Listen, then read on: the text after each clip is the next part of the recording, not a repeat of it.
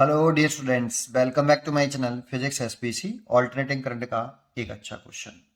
In series LR circuit is connected to a battery of EMF V volt.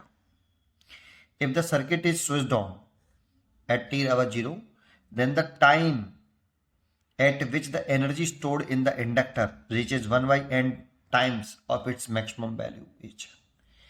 ठीक है, पहले हम इसमें कुछ तीन कंसेप्ट समझते हैं। जैसे ये एक इंडक्टर और एक रजिस्टर सीरीज में कनेक्ट करके एक बैटरी से जोड़ दिया है। जब t बराबर 0 था तब ये सिचुएशन, और जैसे ही t सेकंड बाद ये, और t टेंस टू इन्फिनिटी के लिए ये। पहले इस पे समझते हैं। जब t किसी इंस्टेंट टाइम पे देखते हैं, ये L है ये R है, तो इसमें जो करंट फ्लो करता है I, इस वाली कंडीशन में जो करंट फ्लो करता है वो I इज इक्वल टू होता है, ये V अगर है तो V अपॉन R 1 माइनस ई की power minus R T by L. अच्छा, इस R को नीचे ले आते तो L अपॉन R हो जाता, उसे हम टाइम कांस्टेंट टाउ बोल देते हैं, लेकिन इतना ही लिख लो। इसको ऐसे भी लिख सकते हो, I बराबर आई नॉट, इसकी जगह पर आप इसे आई नॉट लिख सकते हो, 1 माइनस ई की power minus R T by L. ये किसी इंस्टेंट टाइम t पर होता है। अगर हम इफ t बराबर अगर 0 लें, जो दैट मीन्स ये वाली सिचुएशन, तो t की वैल्यू अगर 0 पुट करें यहाँ पे, तो I बराबर I0 1 माइनस ई की पावर 0, और किसी की पावर 0 होती है तो उसकी वैल्यू 1 होती है, तो I0 1 minus 1, that means current आ जाएगा 0।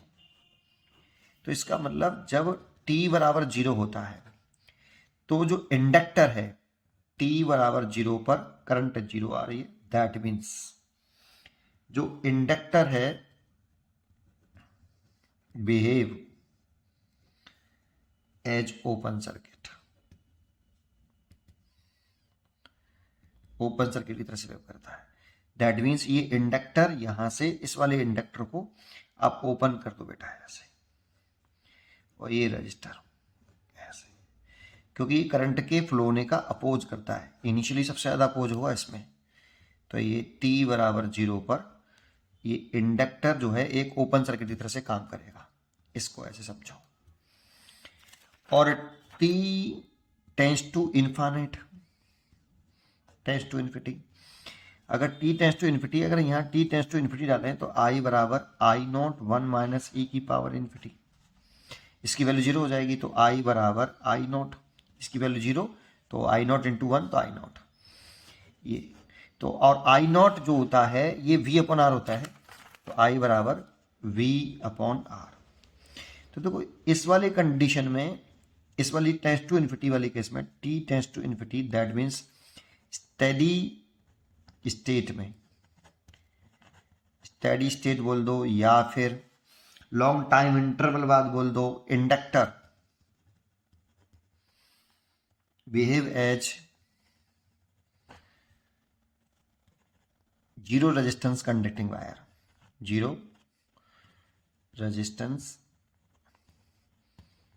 Conducting wire. दैट मीन्स ये जो इंडक्टर होता है ना, अगर t टेंस टू इन्फिनिटी पर ये इंडक्टर जो है एक वायर की तरह से बिहेव करता है जिसका रेजिस्टेंस 0 है, जीरो रेजिस्टेंस। ये तो कैपिटल आर है ये, ऐसा इसीलिए कहा क्योंकि t टेंस टू इन्फिनिटी पर करंट जो आ रही है वो V अपॉन आर आ रही है, तो इसमें करंट आपकी जो है आई नॉट जो है V अपॉन आर हो गई है बेटा, ये V है। तो बस ये 3 पॉइंट वेरी मोस्ट इंपॉर्टेंट है। अब इसी में जरा समझो, जब यहां करंट ये मैक्सिमम है मिनिमम बेटा, मैक्सिमम तो करंट बढ़ रही है, तो ये मैक्सिमम है, तो इसमें जो पोटेंशियल एनर्जी होती है इंडक्टर में, जो स्टोर्ड एनर्जी होती है वो 1/2 LI² होती है ये। तो इस जगह पर पोटेंशियल एनर्जी मैक्सिमम होगी, और होगी 1/2 LI0 का स्क्वायर, क्योंकि करंट इसमें I0 है, I0 स्टडी स्टेट अटेंड कर लेगा जब लॉन्ग टाइम इंटरवल बाद, ठीक है, आफ्टर लॉन्ग टाइम इंटरवल, तो एनर्जी इसमें मैक्सिमम होगी। और इस जगह पर किसी टाइम पर एनर्जी U बराबर 1/2 LI² है, किसी टाइम पर, t टाइम पर एनर्जी इतनी है, और जब वो स्टेडी स्टेट अटेंड कर लेगा तब करंट एनर्जी मैक्सिमम होगी। अब क्वेश्चन में जो डाटा गिवन है उसके हिसाब से देखें कि वो पूछ रहा है कि टाइम पूछ रहा है हमसे, टाइम पूछा है eight which energy stored in the inductor reaches 1/n times its maximum value.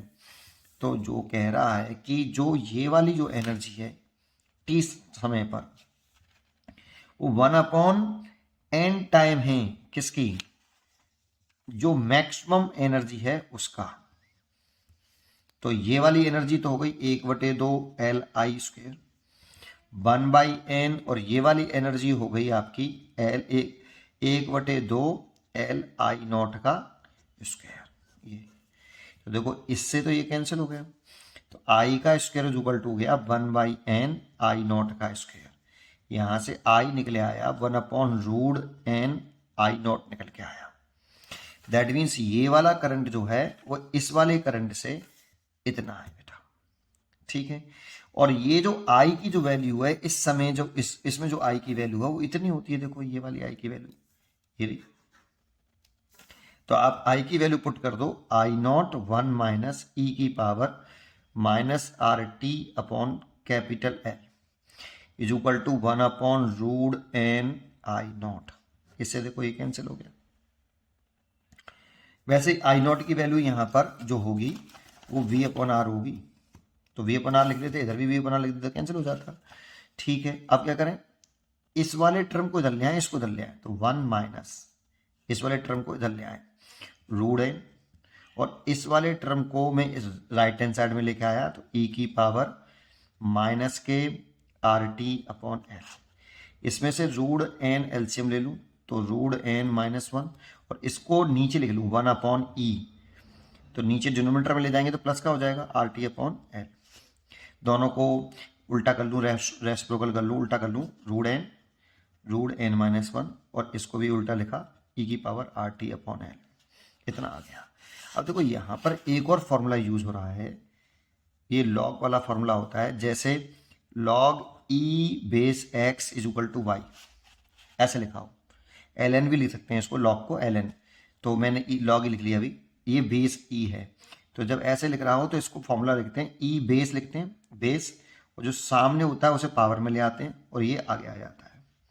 तो आपको अगर ये रिजल्ट दे रखा हो तो आप इसे कन्वर्ट कर सकते हो, और अगर आपको ये रिजल्ट दे रखा हो तो आप ऐसे कन्वर्ट कर सकते हो। यहाँ ये वाला रिजल्ट है बेटा, ये वाला, इसमें कन्वर्ट कर रहे हैं, तो देखो इसे अगर मैं लिखूं लॉग, तो जो ई होता है वो बेस में होता था, तो ई लिख दो, और जो यहाँ पर लॉग के साथ है वो यहाँ पर ई की पावर वाई वाले में आगे है, तो लॉग के साथ ये आएगा बेटा √n और √n -1, और जो पावर में वो आगे होता है, तो पावर में ये RT L है तो ये आगे आ जाएगा RT अपॉन L।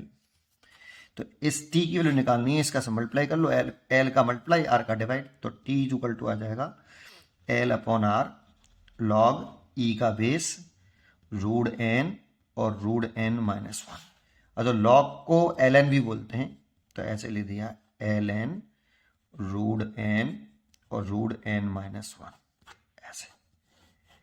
ये आंसर हो गया बेटा इसका। तो इसका आंसर चेक करें हम, तो